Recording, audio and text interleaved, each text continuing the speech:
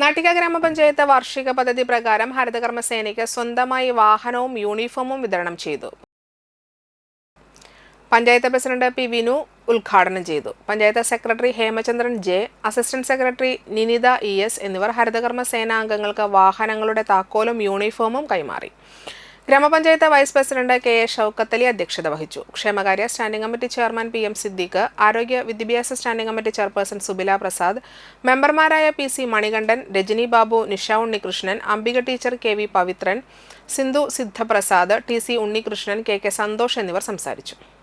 ഗ്രാമപഞ്ചായത്തിലെ ഹരിതകർമ്മസേന അംഗങ്ങൾക്കുള്ള യൂണിഫോം വിതരണം, അതോടൊപ്പം തന്നെ ഏറ്റവും പ്രധാനപ്പെട്ട ഒരു കാര്യം നമ്മുടെ വണ്ടി കൈമാറ്റം കൂടിയാണ് നടക്കുന്നത്.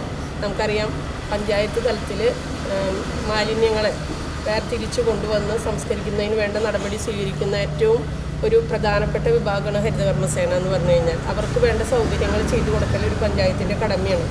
അവർക്ക് വേണ്ട യൂണിഫോം ആയാലും, അതുപോലെ തന്നെ ഇനി മഴക്കാലമാണ് വരാൻ പോകുന്നത്. മഴക്കാലത്ത് നടക്കുമ്പോൾ ബൂട്ട്, മാസ്ക്, തൊപ്പി, റെയിൻകോട്ട്, ഗ്ലൗസ്, അങ്ങനെയുള്ള എല്ലാ കാര്യങ്ങളും നിങ്ങൾക്കിന്ന് വിതരണം ചെയ്യുന്നുണ്ട്.